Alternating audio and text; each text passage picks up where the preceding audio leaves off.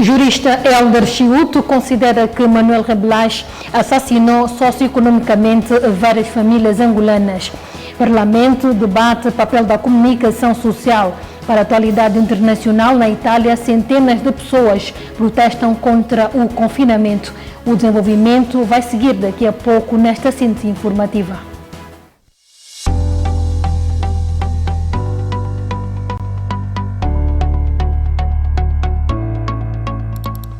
Ao vivo em 3, 2, 1. Sejam todos bem-vindos ao nosso especial entrevista. Produção de conteúdo digital, filmes comerciais, documentários, reportagens, cobertura de eventos e transmissão ao vivo. Temos estúdio e equipamento moderno. Planalto Digital Studio.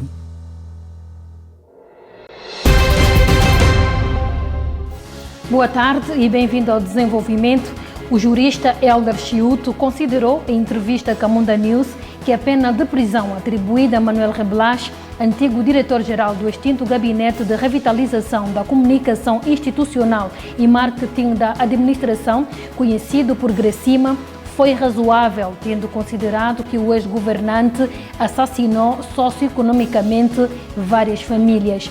Entre outras, Hélder Chiuto apelou às pessoas para que não olhem de ânimo leve para os danos que as ações de Manuel Rebelache causaram ao país.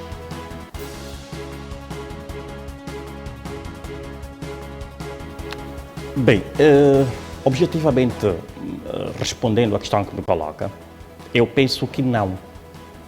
Penso que não por um simples pormenor. Nós estamos a falar aqui de um crime que, embora seja de natureza econômica, mas os danos que dele se despoletaram foram quase de caráter irreversível. Foram graves, bastante graves, e que criaram para a economia nacional uma certa degradação, uma frustração daquilo que seria a alocação deste valor, sobretudo para a comunidade social, que se podia beneficiar no interesse geral de todo o país, porque fala-se de mais de $1.000 milhões e não é um valor risonho, não é um valor diminuto, é um valor de extrema importância e que tem em causa o erário público nacional. Bem, eu penso que a medida é proporcional, pese embora é a medida máxima do ponto de vista do crime do peculato, nos termos do artigo 362 do novo Código Penal, porque ele vai de 5 a 14 anos de prisão efetiva para os crimes cujos danos são muito mais elevados, que é o caso em concreto. Aparentemente, pese embora ainda goza de algum resquício de presunção de inocência, porque o processo vai tramitar até o plenário do Supremo Tribunal para a reapreciação e aferir se deve ou não manter, ou deve anular, ou deve alterar, ou agravar a medida penal abstrata de que foi aplicada. Bem, mas fazendo aqui um juízo analítico meramente hipotético e dando conta que, se calhar, já há prova bastante da prática criminosa, eu penso que a medida é de tanto proporcional aos danos causados. Bem, poderia ser mais, vá lá, porque se nós olharmos para a medida daquilo que é a medida da moldura penal abstrata aplicável aos crimes de homicídio, que vai a ter 25 anos como pena maior, imagina, alguém que matou, ok, circunstancialmente, cometeu homicídio circunstancialmente, não porque tem instinto criminoso, não porque a sua natureza é criminosa, mas por qualquer razão da vida acabou por cometer um homicídio e é condenado a 25 anos. E alguém que saqueia o erário público, mata milhões de angolanos, porque se calhar estamos a minimizar a situação, porque não sabemos o quanto criou estrago à vida de muitos angolanos, de base sobretudo, me refiro aos grupos populacional mais vulneráveis, que podiam beneficiar desta dotação para suprir as necessidades sociais de base para garantir a sua própria subsistência social. Vá lá, ainda temos pessoas a viverem nas cabanas, casas de chapa, casas de capim, pau a pique, casas de adobo. Será que este dinheiro, que se fosse muito bem administrado, no interesse desse povo que está a sofrer, não seria viável? A morte não é só física. Nós estamos aqui a encarar a morte econômica, da economia nacional, a morte de muitas famílias, socialmente falando, que vivem numa extrema indigência social e que poderiam beneficiar, atento aqui ao princípio do acesso habitacional, nos termos do artigo 85 da Constituição da República de Angola. Mas, e com todo o respeito a quem me ouve, eu acho que não se podia olhar para isso e simplesmente dizer aleluia, Ngasaki Dila, que Deus abençoa. Eu acho que Deus é amor, mas é justiça. E estamos aqui a falar no âmbito do exercício da justiça. E eu penso que a moldura, ao meu entender, é razoável. E, pronto, entendeu a defesa, interpor recurso com efeito suspensivo, porque suspende a execução da pena até que o Tribunal Supremo, o plenário, se pronuncie, mas, se calhar, é para alargar o tempo, é uma forma de dilação do tempo para deixar com que o seu constituinte continue em liberdade provisória. Obviamente que qualquer advogado, estrategicamente, sendo certo que já se tem ideia que vai mesmo ser condenado, melhor é alargar o tempo para o constituinte continuar sobre lazer na companhia da família. Importa referir que, quando do julgamento, Manuel Rebelache confessou numa das sessões ter negociado com o Estado e que, no âmbito dessas negociações, cedeu ao Estado vários ativos. Fala-se mesmo em quase 40 imóveis. Na perspectiva de alguns observadores, face à entrega desses bens, Manuel Rebelache deveria ser perdoado, à semelhança do que se fez com Jean-Claude Bastos, no caso Fundo Soberano. No entanto, Elder Chiuto tem uma observação contrária e sublinha que Manuel Rebelache devolveu alguns bens depois de se ter arrastado muito tempo, dado que julgava que o combate à corrupção não era sério. Bem, eu penso, salvo erro, que fez isso tardiamente.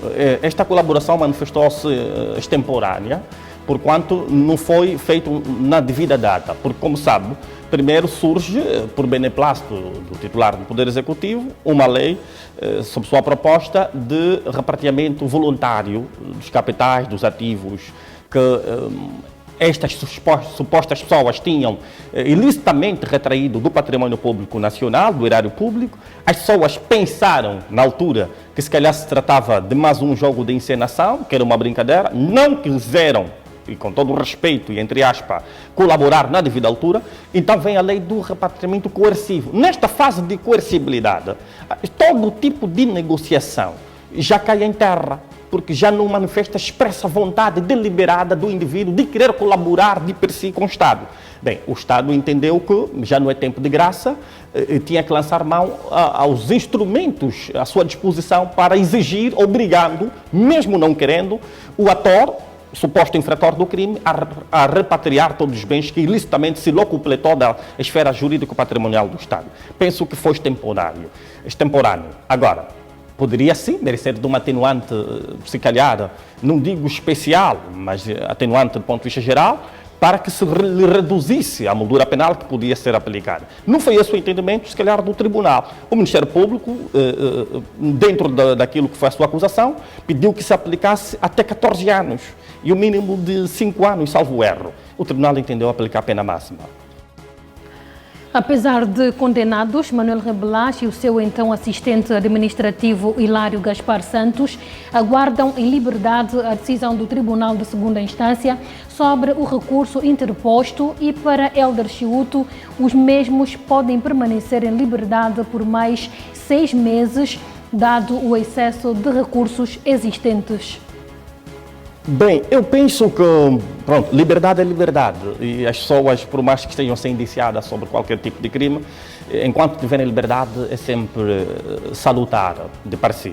Mas repara, eu não sei precisar, mas sei que aqui vincula o princípio da celeridade processual, que é um princípio de normativa e consagração constitucional, a depender do fluxo de processos que o Tribunal tem, a depender do poder de intervenção célere por parte dos juízes do processo, da causa, que vão apreciar, é o plenário apreciar, e pronto, isso pode mais se desenrolar por qualquer coisa de mais 6 meses, no máximo de 1 ano, salvo erro, para que se dê uma decisão definitiva, porque depois de esgotar esta garantia já não terá outra, do ponto de vista do princípio do direito à recorribilidade processual.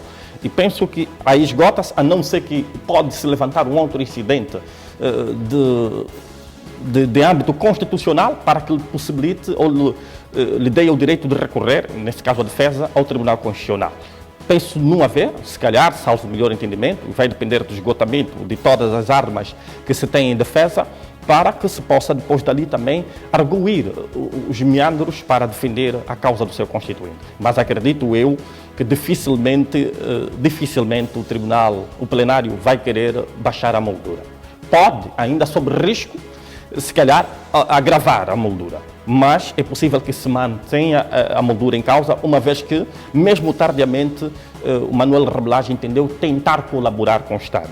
Bem, porque ele, enquanto esteve no exercício das suas funções, cometeu, no meu ponto de vista, a ser provado de que está aqui provado o cometimento do crime de peculato, o crime de branqueamento de capital, previsto disponível nos termos do artigo 60 da lei do branqueamento de capital, eu penso que poderia também concorrer com o abuso de poder, nos termos do 374 do novo Código Penal, podia concorrer também com o crime de, se calhar, participação econômica em negócios, nos termos do 364 do Código Penal, podia concorrer com, se calhar, com recebimento indivíduo de vantagem e tantos outros que podemos aqui arrolar, que eu acho que podia aumentar ou agravar a moldura penal a ser aplicada por causa do cúmulo jurídico que podia ser feito.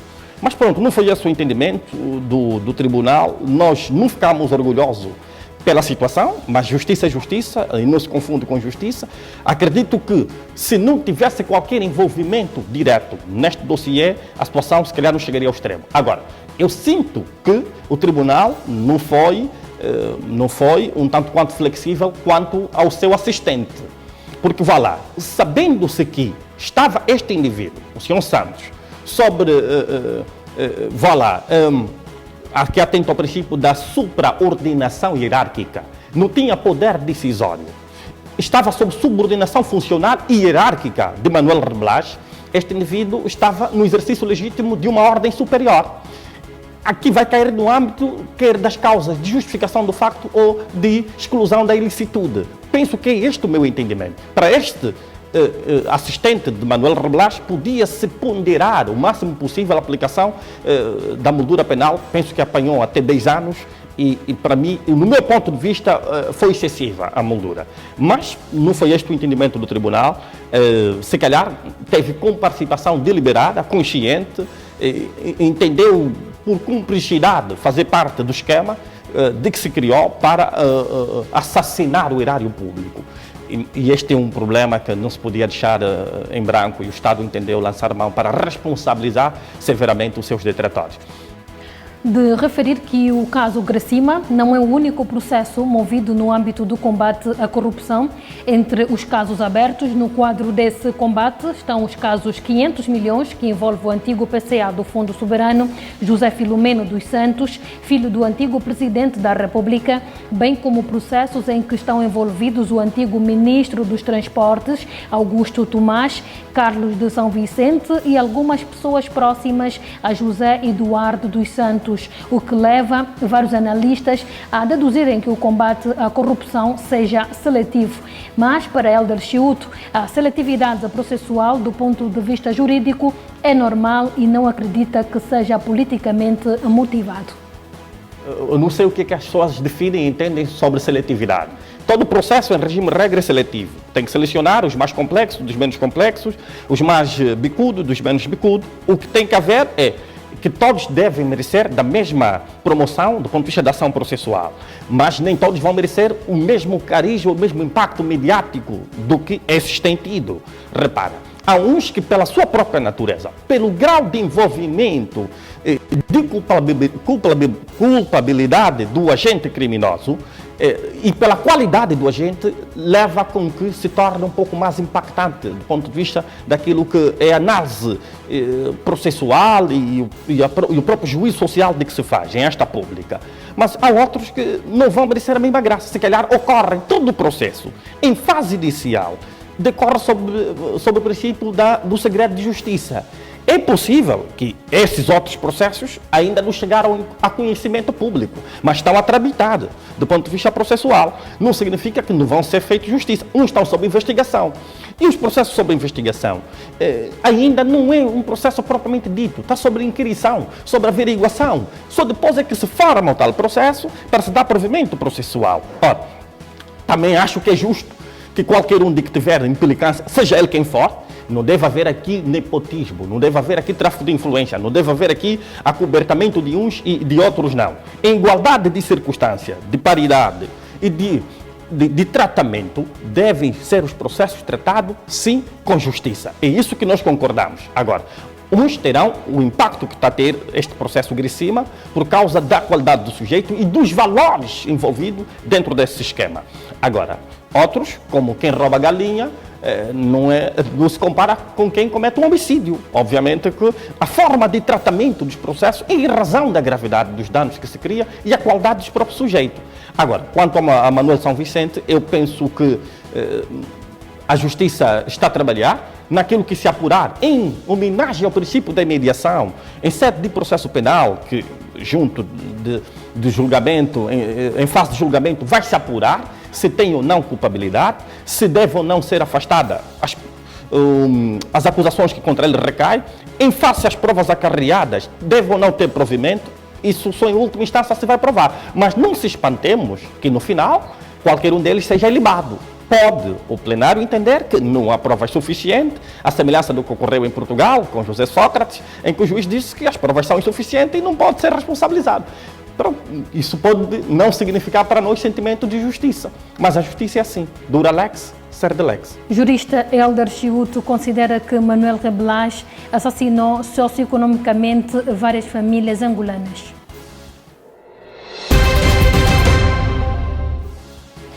A Assembleia Nacional agendou para o dia 22 deste mês um debate sobre o papel da comunicação social e a consolidação do Estado Democrático de Direito.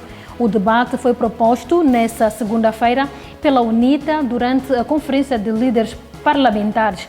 O presidente do grupo parlamentar do MPLA, Virgílio de Fontes Pereira, disse que o partido concorda com a discussão do tema, mas apelou que seja feita numa perspectiva pedagógica e num âmbito mais abrangente. Para Virgílio de Fontes Pereira, o debate deve visar também o apelo à prestação do serviço público em nome da construção e do aprofundamento dos alicerces do Estado Democrático de Direito. Entendemos que não é um problema que nos cria grande incitação para não discutirmos. Estamos num momento em que todos os debates que visam consolidar o nosso processo democrático são bem-vindos e por isso demos a nossa anuência, disse. Para o deputado, a visão de cada partido político sobre o tema deve contribuir para que a comunicação social seja propulsora do reforço do Estado Democrático de Direito. E estaremos sempre abertos a isso porque entendemos que os princípios da lisura, objetividade de formar e informar com verdade, sendo sujeitos de violações sistemáticas ou ambulatórias, são transversais a todos os órgãos de comunicação social, defendeu Virgílio de Fontes Pereira, presidente da bancada parlamentar do MPLA.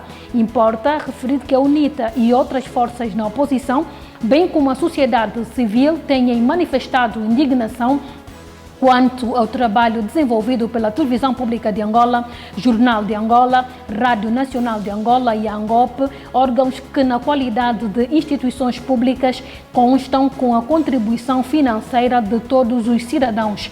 As queixas em relação aos órgãos de comunicação social controlados pelo governo aumentaram desde que, no âmbito do combate à corrupção, a PGR arrestou alguns órgãos de comunicação social privados, como a TV Zimbo, a Palanca TV e outros.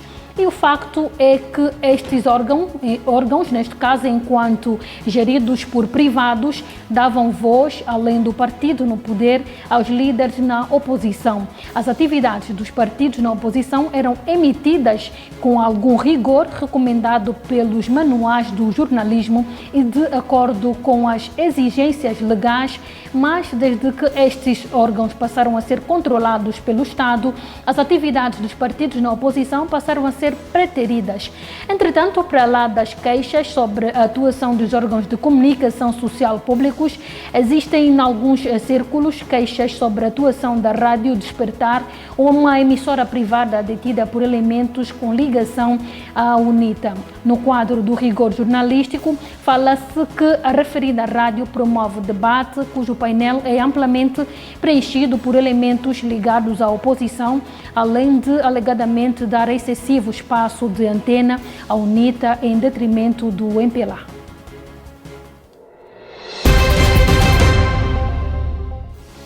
Mesmo já para fechar esta síntese informativa, centenas de pessoas juntaram-se nesta segunda-feira em Roma para protestar contra o encerramento da hotelaria devido à pandemia da Covid-19, numa tensa manifestação que foi contida pela polícia quando desfilava sem permissão até o Parlamento.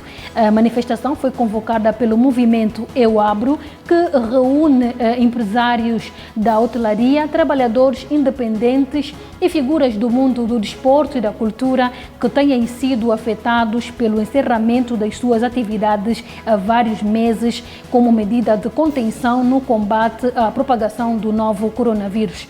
Participaram ainda militantes do grupo neofascista Casa Ponte, incluindo um dos seus rostos mais conhecidos, Luca Marcela, vereador na Câmara Municipal da capital, que enfrentou os agentes de segurança sem máscara de proteção, alegando o seu direito de protestar.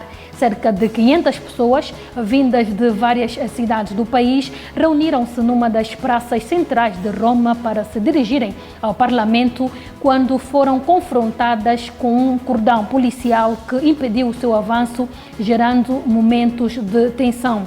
O movimento Eu Abro tinha prometido mobilizar 20 mil pessoas para protestar se o governo do primeiro-ministro Mário Draghi não permitisse a reabertura dos negócios destes setores afetados pela pandemia. Neste momento, a maioria das regiões italianas está em nível de alerta médio, o que obriga ao encerramento de bares e restaurantes todos os dias da semana, com a possibilidade de entrega até às 22 horas, uma situação que vigorará até pelo menos 30 de abril.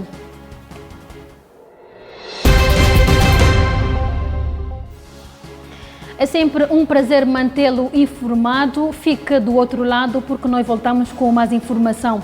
Não se esqueça que estas e outras notícias você pode rever no portal da Camunda News.